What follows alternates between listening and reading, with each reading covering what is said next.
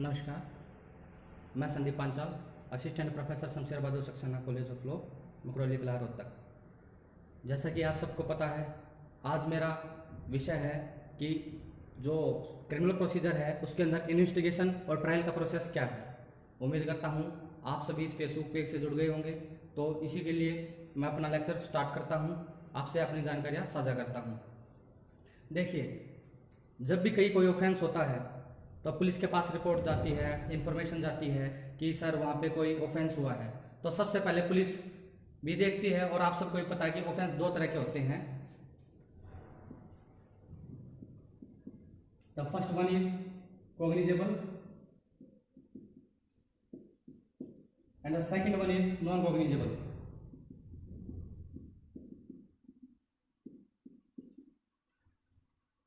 आप सबको पता कि दो तरह के ये ऑफेंस होते हैं, cognizable and non cognizable. Cognizable offence को सीआरपीसी में सेक्शन 2 सब क्लॉज सी में डिफाइन कर रखा है। वही नॉन कॉग्निजेबल ऑफेंस को सेक्शन 2L में डिफाइन कर रखा है। इसके बाद सीआरपीसी में शेड्यूल 1 भी ऑफेंस बताता है कि वो कॉग्निजेबल है या नहीं है, कौन से ऑफेंस कॉग्निजेबल होंगे, कौन से ऑफेंस नॉन कॉग्निजेबल होंगे।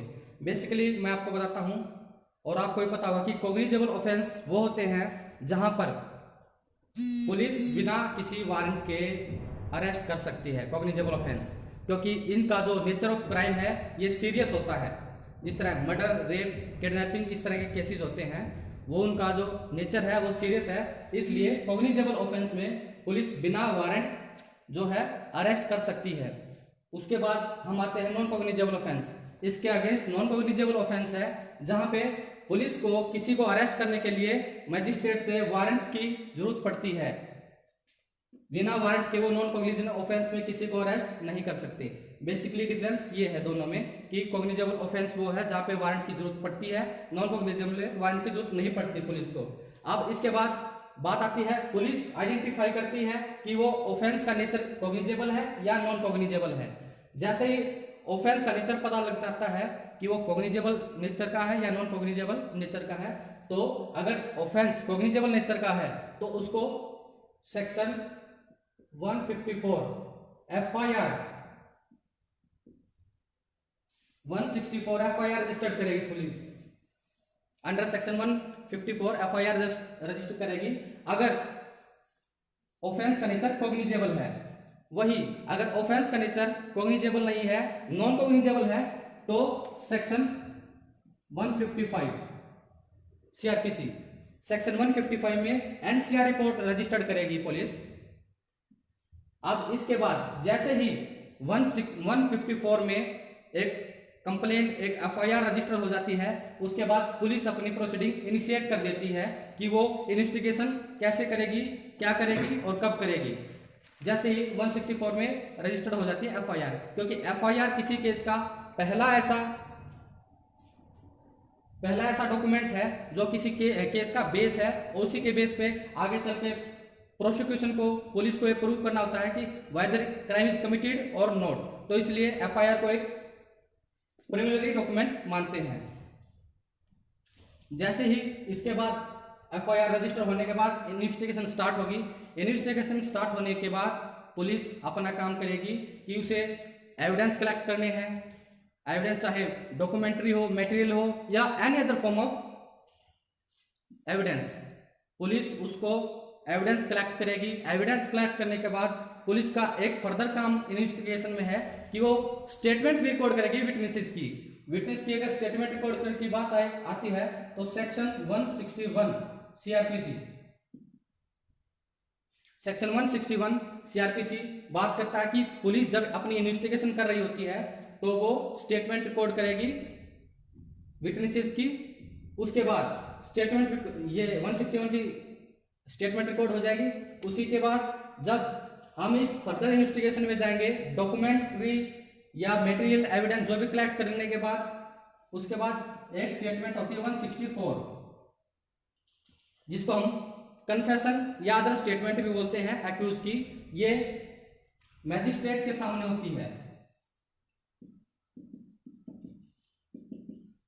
दोनों में फर्क ये है 161 की जो स्टेटमेंट है ये इन फ्रंट ऑफ पुलिस और 164 की जो स्टेटमेंट होती है अक्यूज की या अदर स्टेटमेंट होती है वो एक मैजिस्ट्रेट के सामने होती है। अब बात आती है कि जो 164 की जो स्टेटमेंट है उसके लिए मैजिस्ट्रेट कौन होगा जिसका जुरिडिक्शन होगा, क्या वही इस स्टेटमेंट को रिकॉर्ड कर सकता है? सेक्शन 164 ये कहता है कि मैजिस्ट्रेट में जुरिडिक्शन का इसमें कोई वास्ता नहीं है, किसी भी जुरिडिक्शन का मैजिस्ट्रेट 164 की स्टेटमेंट रिकॉर्ड कर सकता है। अब जैसे ही पुलिस 164 और अदर एविडेंस कलेक्ट करती है और अपनी जो केस को तैयार करती है उसको 173 सेक्शन 173 के अकॉर्डिंग मैजिस्ट्रेट के पास फॉरवर्ड करती है, जिसे हम फाइनल रिपोर्ट भी कहते हैं, पुलिस रिपोर्ट भी कहते हैं या चालान भी कहते हैं। उसके बाद जैसे ही यहाँ पे 173 में अपनी रिपोर्ट जो है पुलिस सबमिट करेगी इन्वेस्टिगेशन करने के बाद, वहां पे इन्वेस्टिगेशन करने के बाद अपनी रिपोर्ट सबमिट कराएगी। वहां पे पुलिस जो इन्वेस्टिगेशन ऑफिसर है वो अपनी ओपिनियन देगा कि जो मैंने इन्वेस्टिगेशन की है उसके द्वारा ये क्राइम हुआ है या नहीं हुआ है, या जो क्राइम हुआ है उसके लिए पनिशेबल है या नहीं है, वो एक अपनी ओपिनियन देगा। उस ओपिनियन के बेस पे वो या तो चार्जशीट दाखिल करेगा, अगर ओपिनियन में उसके ये लगता है कि उसने क्राइम किया है, एक्यूज ने क्राइम किया है, तो चार्जशीट पेश करेगा। अगर उसे ये लगता है कि मेरी ओपिनियन में कि एक्यूज ने कोई क्राइम नहीं किया है या एविडेंस जो है एक्यूज के अगेंस्ट आए हैं कि वो उसकी इन्वॉल्वेंसी नहीं है किसी क्राइम में, वहां पर वो क्लोजर रिपोर्ट फाइल करेंगे।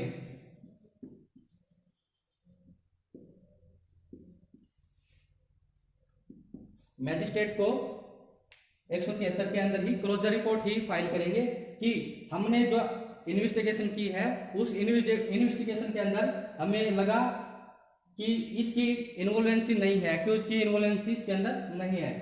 जैसे ही क्लोजर रिपोर्ट सबमिट होगी मैजिस्ट्रेट के सामने, मैजिस्ट्रेट के पास 3 ऑप्शन होंगे। फर्स्ट ऑप्शन होगा या तो वो क्लोजर रिपोर्ट को एक्सेप्ट कर ले। जैसे ही मैजिस्ट्रेट क्लोजर रिपोर्ट को एक्सेप्ट करते हैं, केस को वहीं पे वो बंद कर देंगे, क्लोज कर देंगे। सेकंड, अगर मैजिस्ट्रेट को लगता है कि कुछ मटेरियल ऐसे हैं कि इसमें फर्दर इन्वेस्टिगेशन की जरूरत है और केस को हम आगे बढ़ा सकते हैं, तो इसमें सेकंड ऑप्शन को करेंगे फर्दर इन्वेस्टिगेशन।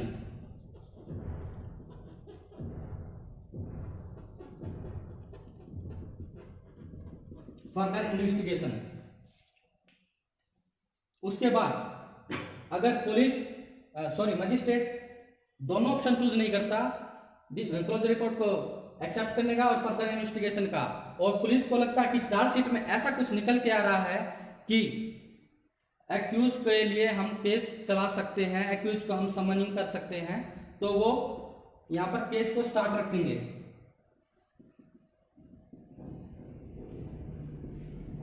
इसका एक एग्जांपल है, आप सबको पता है कि आरोशी मर्डर केस हुआ था जो दिल्ली में, सीबीआई ने क्लोजर रिपोर्ट फाइल की थी मैजिस्ट्रेट के सामने कि जो इन्वेस्टिगेशन है उनमें डिफरेंसेस हैं, लेकिन मैजिस्ट्रेट ने क्या किया कि डिफरेंसेस को ना देखते हुए जो चार्जशीट थी, चालान था, उसको अच्छे से किया। उन्हें लगा कि कुछ ना कुछ एक्यूज के खिलाफ कुछ ना कुछ निकल के आएगा और हम केस को आगे बढ़ा सकते हैं और एक जस्टिस दे सकते हैं। उसके लिए उन्होंने थर्ड ऑप्शन यूज किया, जो तलवार दंपति का केस था, सीबीआई ने थर्ड ऑप्शन यूज किया, क्योंकि ये दोनों फर्दर इन्वेस्टिगेशन का ऑप्शन भी चूज नहीं किया था, ये किया था क्योंकि सीबीआई क्लोजर रिपोर्ट दे चुकी थी अपनी। अब इसके बाद जैसे ही क्लोजर रिपोर्ट फाइल होगी, या तो एक्सेप्ट करे या इन्वेस्टिगेशन करे या उसको स्टार्ट रखे। जैसे ही क्लोजर रिपोर्ट आएगी तो मैजिस्ट्रेट जो कंप्लेनेंट है,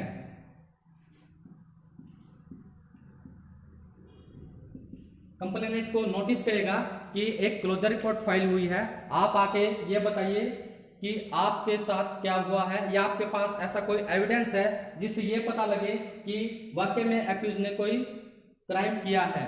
तो कंप्लेनेंट को नोटिस जाएगा। नोटिस जाने के बाद कंप्लेनेंट आएगा और अपने एविडेंसेस देगा, अपने विटनेसेस देगा कि हाँ ये वाक्य में अक्यूज है। उसके बाद जब 173 की प्रोसीडिंग स्टार्ट हो जाएगी, अब मेन बात आती है 173 सेक्शन के अंदर प्रोसीडिंग स्टार्ट होगी। अब मेन बात आती है कॉग्निजेंस की, कि कॉग्निजेंस कैसे लेगा मैजिस्ट्रेट, कॉग्निजेंस कैसे लेगा, क्योंकि कंप्लेंट आ गई, इन्वेस्टिगेशन हो चुकी है, यहाँ पे मैजिस्ट्रेट को फॉरवर्ड भी कर चुके हैं। मैजिस्ट्रेट को फॉरवर्ड करने के बाद बात आती है सबसे मेन जो सीआरपीसी में मैजिस्ट्रेट के पास काम है, वो है कॉग्निजेंस लेने का। तो सेक्शन 190 के अकॉर्डिंग मैजिस्ट्रेट कॉग्निजेंस लेगा 173 की रिपोर्ट आने के बाद, जिसे हम चालान बोलते हैं। वहां पर 3 तरह से कॉग्निजेंस ले सकता है। Number 1 on complaint, number 2 on police report,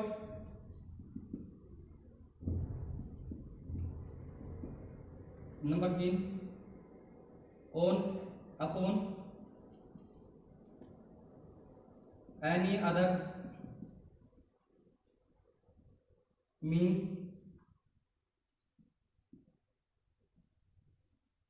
accept police report.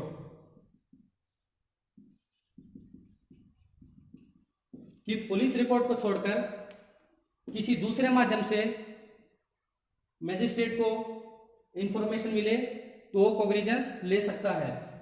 उसके लिए जो दूसरा माध्यम होगा उसका मैं आपको एग्जांपल देता हूं। जिस तरह मीडिया के थ्रू अगर मैजिस्ट्रेट के सामने कोई बात पहुंचे तो उसके अकॉर्डिंग भी मैजिस्ट्रेट साहब कॉग्निजेंस ले सकते हैं। अब बात आती है कॉग्निजेंस लेने के बाद समन की प्रोसीडिंग चल जाएगी।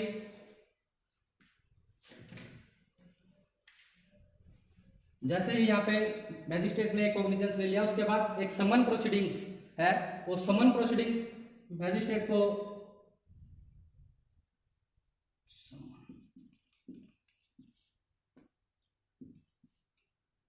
अंडर सेक्शन समन की पावर अंडर सेक्शन 204 कॉग्निजेंस लेने के बाद समन की अपनी पावर को यूज करेंगे मैजिस्ट्रेट और समनिंग करेंगे पर्सन्स को कि वो आए और केस को ज्वाइन करे। यहां तक मुझे लगता है बिल्कुल सिंपल था, क्योंकि मैंने एक सेक्शन बेस ना करके एक ऐसा आपको एक बेसिक बताने की कोशिश किया कि आम आदमी को भी पता लगे कि प्रोसीजर क्या है। इसको मैंने सेक्शन बेस नहीं लिया है। एक बार फिर मैं आपको रिव्यू करा देता हूं। सबसे पहले ऑफेंस होगा।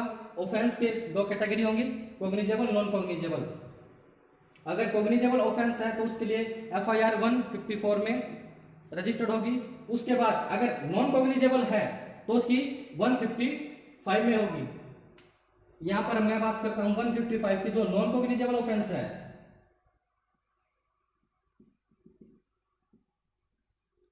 अगर यहां पे नॉन कॉग्निजेबल ऑफेंस की रिपोर्ट मिलती है पुलिस को, अगर उसको उसमें इन्वेस्टिगेशन करनी है तो उसको सबसे पहले पुलिस मजिस्ट्रेट से परमिशन लेनी होगी। वो होगी 155 क्लॉज 2। मैजिस्ट्रेट से परमिशन लेने के बाद ही वो इन्वेस्टिगेशन नॉन कॉग्निजेबल ऑफेंस में कर सकते हैं। जैसे ही इन्वेस्टिगेशन की प्रोसेस कॉग्निजेबल ऑफेंस में भी नॉन कॉग्निजेबल ऑफेंस में भी सेम रहेगी। जैसे ही 154 और 155 के इन्वेस्टिगेशन स्टार्ट होती है, वहां पे 161 जिसकी स्टेटमेंट रिकॉर्ड होगी विटनेसेस की और अदर जो एविडेंस कलेक्ट कर रहे हैं पुलिस इन्वेस्टिगेशन ऑफिसर को, वो करेंगे। उसके बाद मैजिस्ट्रेट के 164 की एक्यूज की स्टेटमेंट और अदर स्टेटमेंट है वो करेंगे। जैसे ये स्टेटमेंट और एविडेंस कलेक्ट कर लेती है इन्वेस्टिगेशन एजेंसी या इन्वेस्टिगेशन ऑफिसर, वो 173 के अकॉर्डिंग अपनी रिपोर्ट को या अपने चालान को मैजिस्ट्रेट को फॉरवर्ड करते हैं। फॉरवर्ड में अगर उनको ये लगता है, अपनी ओपिनियन देंगे इन्वेस्टिगेशन ऑफिसर कि वाकई में एक्यूज द्वारा ये क्राइम हुआ है या नहीं हुआ है। अगर हुआ है तो वो 173 की डायरेक्ट जाएगी, अगर नहीं हुआ तो वो अपनी ओपिनियन देंगे क्यों नहीं हुआ और उसके साथ एक क्लोजर रिपोर्ट भी डाल देंगे कि यहाँ पे क्राइम एक्यूज द्वारा कारित नहीं हुआ है और इसकी क्लोजर रिपोर्ट की हम डिमांड करते हैं। वहां पर फिर मैजिस्ट्रेट देखेगा कि उस क्लोजर रिपोर्ट को एक्सेप्ट करना है या फर्दर इन्वेस्टिगेशन के ऑर्डर देने हैं, या उसको ये लगे कि इन्वेस्टिगेशन में जो चार्जशीट आई है उसमें कुछ ऐसे मटेरियल फैक्ट्स निकल के आए हैं कि एक्यूज के खिलाफ केस बनता है, तो उस केस को स्टार्ट रखेंगे। यहां से आने के बाद क्लोजर रिपोर्ट के आने के बाद मेन जो उसके बाद प्रोसीजर है मजिस्ट्रेट के लिए वो है कॉग्निजेंस का। वो सेक्शन 190 के अकॉर्डिंग मैंने आपको बताया कंप्लेंट पे भी हो सकता है, पुलिस रिपोर्ट पे भी हो सकता है, और थर्ड है कि पुलिस रिपोर्ट के अलावा किसी और मीडियम से उनको मिले, उस आदमी से मिले जो उसकी नॉलेज रखता हो क्राइम की, हाँ ये क्राइम हुआ है। अब यहां तक क्लियर हो गया। अब उसके बाद आती है कॉग्निजेंस ले लिया मैजिस्ट्रेट ने, अब बात आती है पावर टू समन।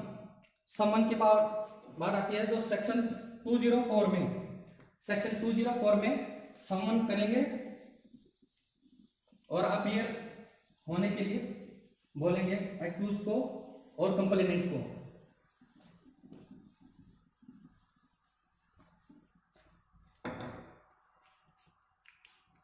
अब 190 में कंप्लेंट केस की बात की, जहां पे कंप्लेंट केस की बात होती है सेक्शन 200 कंप्लेंट केस की जहां बात की, सेक्शन 190 में बात की कि 3 तरह से कॉग्निजेंस लेगा मजिस्ट्रेट, कंप्लेंट पे, पुलिस रिपोर्ट पे या एनी अदर मींस जो पुलिस रिपोर्ट से ना मिला हो। कंप्लेंट केस के लिए 200 सेक्शन है। अगर कोई प्राइवेट कंप्लेंट करता है कि सर मजिस्ट्रेट के सामने कि सर मुझे जस्टिस चाहिए, तो सेक्शन 200 के जाएगा। सेक्शन 200 के बाद मजिस्ट्रेट साहब उनको फर्दर आगे इन्वेस्टिगेशन के लिए ऑर्डर करेंगे कि वो इन्वेस्टिगेशन करें। इसी के बीच एक कंप्लेंट में आपने सुना भी रखा है 156(3), 156(3 कि जहां पर, पहले मैं 156(3 को डिस्कस करता हूं कि जहां पर पुलिस एफआईआर लिखने से या कंप्लेंट लिखने से मना कर देती है, वहां पर हर इंसान के पास एक राइट है कि वो मजिस्ट्रेट के सामने कंप्लेंट दे 156(3) के अंदर कि हमें जस्टिस चाहिए और हमें इन्वेस्टिगेशन चाहिए कि कोई क्राइम हुआ है।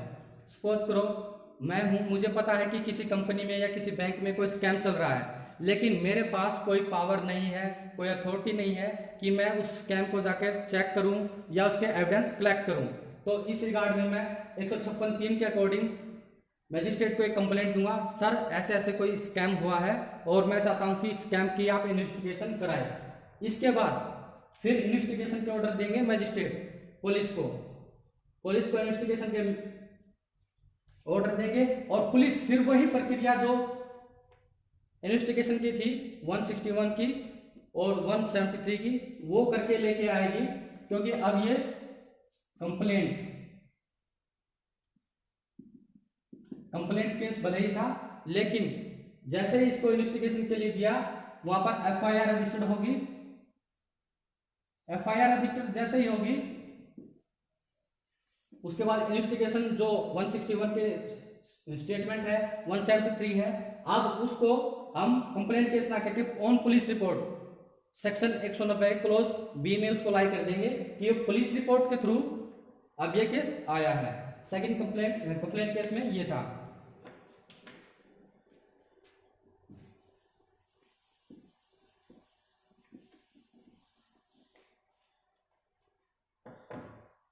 अब बात आती है कि ट्रायल्स, यहां तक इन्वेस्टिगेशन हो गया, कॉग्निजेंस हो गया, कॉग्निजेंस भी ले लिया कोर्ट ने, इन्वेस्टिगेशन भी कंप्लीट होगी। अब बात आती है ट्रायल। ट्रायल क्या है और कैसे होंगे। यहां पर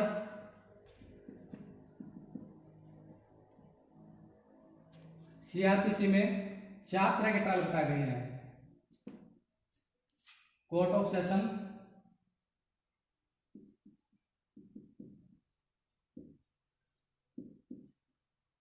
जो section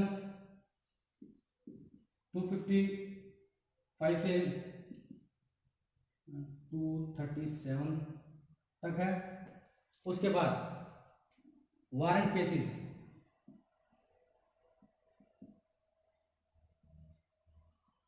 warrant cases warrant cases 238 से लेके 250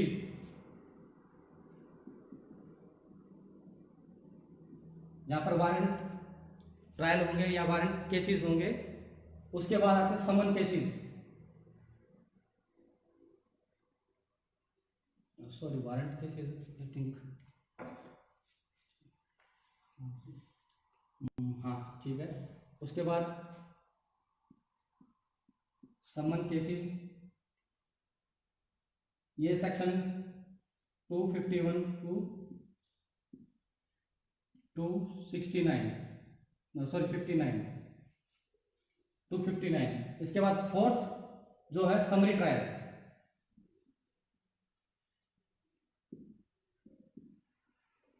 समरी ट्रायल ये सेक्शन 260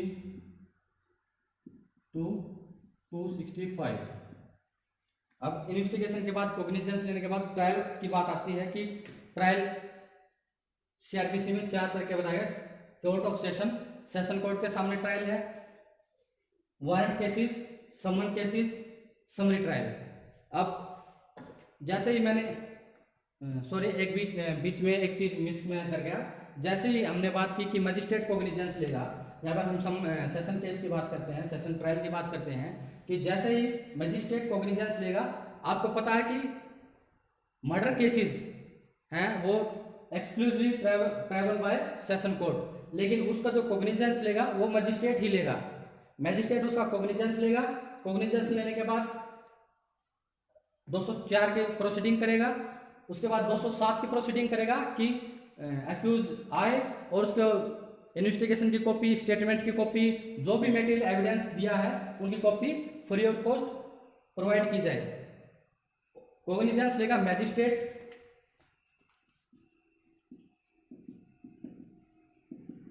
बट उसके बाद पता है कि 302 का जो मैटर है, 302 का जो केस है वो सेशन कोर्ट के द्वारा ट्रायबल है, तो मैजिस्ट्रेट क्या करेगा, उसको कमिट कर देगा सेशन कोर्ट को।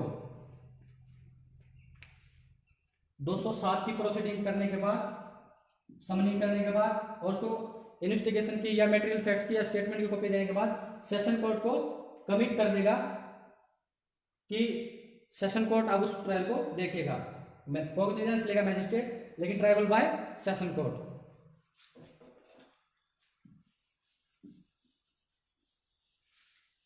अब बात आती है कि सेशन कोर्ट में ट्रायल कैसे होगा।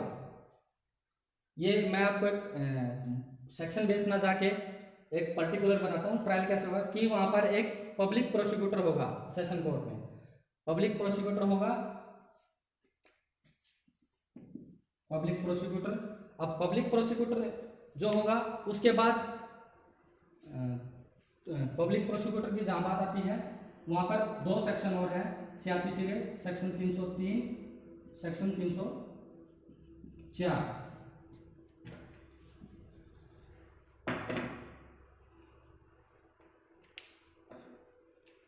सेक्शन 303 में क्या कहते हैं कि पब्लिक प्रोसिक्यूटर तो होगा गवर्नमेंट की तरफ से प्लीडिंग करने के लिए, लेकिन सेक्शन 303 के अकॉर्डिंग एक्यूज को राइट है कि वो अपनी चॉइस का एक एडवोकेट हायर कर सकता है।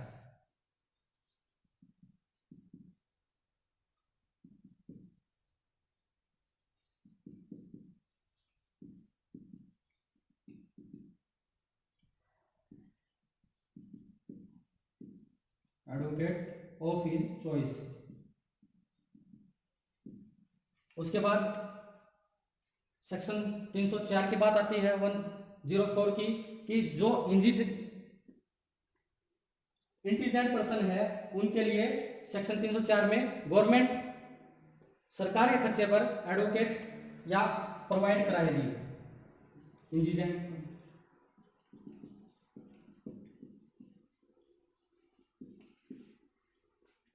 उसके बाद पीपी होगा, पीपी होने के बाद सेक्शन 303 304 के अकॉर्डिंग चूज कर सकते हैं। उसके बाद केस ओपन होगा, केस ओपन होने के बाद एक्यूज को बुलाया जाएगा,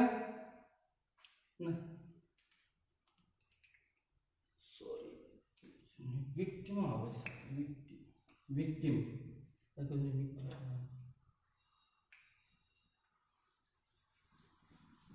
केस ओपन होगा, केस ओपन होने के बाद उससे पूछा जाएगा कि आप ये जो आपके खिलाफ जो चार्जशीट आई है, जो क्या आप उसको गिल्टी प्लीड करते हो, क्या ये मानते हो कि ये क्राइम है, ये जो अपराध है मैंने किया है। अगर एक्यूज वो गिल्टी प्लीड कर लेता है कि हाँ ये मैंने किया है, तो वहाँ पे उसकी स्टेटमेंट रिकॉर्ड करने के बाद उसको स्टेटमेंट रिकॉर्ड करने के बाद उसको सुनाई जाएगी कि आपने ये क्या चीज़ बोली है, आप क्या चाह रहे हो। गिल्टी प्लीड अगर कर दी तो उसको वहीं पे जजमेंट डिसाइड कर देंगे। अगर गिल्टी प्लीड नहीं की और गिल्टी प्लीड करने के बाद केस को फर्दर चलाएंगे कि हाँ अब आपने गिल्टी प्लीड नहीं की, अब एविडेंसेस की बारी आएगी, प्रोसिक्यूशन के एविडेंस होंगे, डिफेंस के एविडेंस होंगे, बहस होगी, आर्गुमेंट होंगे। आर्गुमेंट के बाद एक फाइनल डिसीजन होगा, फाइनल डिसीजन के बाद जो जजमेंट आएगी, उस जजमेंट के बाद हम देखेंगे कि क्या जजमेंट है, क्या उस जजमेंट में नेचुरल जस्टिस हुआ है या जो जस्टिस चाहिए था वो हुआ है, वो कोर्ट ऑफ सेशन देखेगा इस चीज के बाद। उसके बाद आते हैं वारंट केसेस। वारंट केसेस और समन केसेस। वारंट केसेस और समन केसेस में बेसिक डिफरेंस ये है कि जो वारंट केसेस होते हैं ये वो केसेस होते हैं जिसमें पनिशमेंट डेथ, लाइफ इंप्रिजनमेंट और 2 साल से ज्यादा होती है। सॉरी 2 साल 10 साल। और समन केसेस होते हैं जिसमें इम्प्रिजमेंट है जो 2 साल से कम होती है, वो समन केसेस हैं। वारंट केसेस में भी यही होगा, 207 की प्रोसीडिंग को फॉलो किया जाएगा कि उनको इन्वेस्टिगेशन में जो स्टेटमेंट की कॉपीज है, एविडेंसेस की मटेरियल एविडेंस है, उसकी कॉपी दी जाएगी। उसके बाद बुलाया जाएगा एक्यूज को, गिल्टी प्लीड करने के लिए बोला जाएगा। अगर गिल्टी प्लीड करता है तो वहां पे जजमेंट होगी, गिल्टी प्लीड नहीं करता है तो उसके बाद फर्दर जो केसेस है आर्गुमेंट है प्रोसिक्यूशन की तरफ से, डिफेंडेंट की तरफ से, वो होंगे, उसके बाद जजमेंट होगी। सेम इसी तरह है समरी केसेस में बुलाया। समरी केसेस में वो केसेस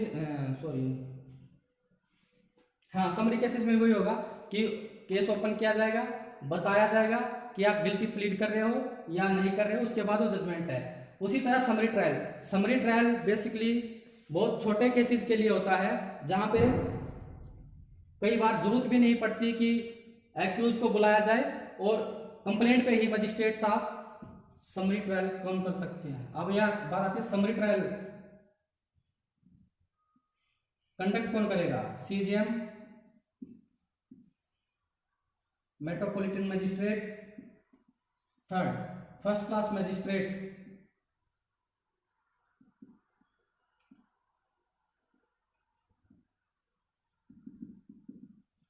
बट जो फर्स्ट क्लास मजिस्ट्रेट है वो जब समरी ट्रायल चलाएगा, समरी ट्रायल को कंडक्ट करेगा, उससे हाई कोर्ट से पावर मिली हुई, हाई कोर्ट से डायरेक्शन मिलनी चाहिए कि आप जो हो एम्पावर्ड किए गए हो समरी ट्रायल को कंडक्ट करने के लिए। Otherwise first class magistrate summary trial conduct नहीं कर सकता।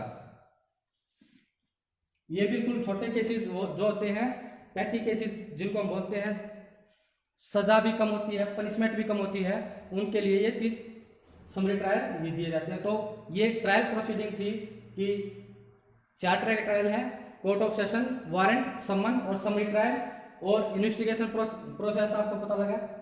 उम्मीद करता हूं मेरे द्वारा दी गई जानकारी आपको पसंद आई होगी और आज जिस तरह हम नोवल कोरोना वायरस के झेल रहे हैं, जिसके लॉकडाउन हुआ पड़ा है, तो सरकार द्वारा, चाहे वो केंद्र सरकार है चाहे वो राज्य सरकार है, उसके द्वारा जारी की गई हर गाइडलाइन को फॉलो कीजिए। जरूरी हो तो ही घर से निकले, अदरवाइज घर से ना निकले, क्योंकि जो कोरोना वॉरियर्स हैं हमें उनका सहयोग करना है राष्ट्र हित में। और सबसे बड़ा राष्ट्र हित आज के लिए दिन में ये है कि हम घर पर रहें, सुरक्षित रहें। Thank you.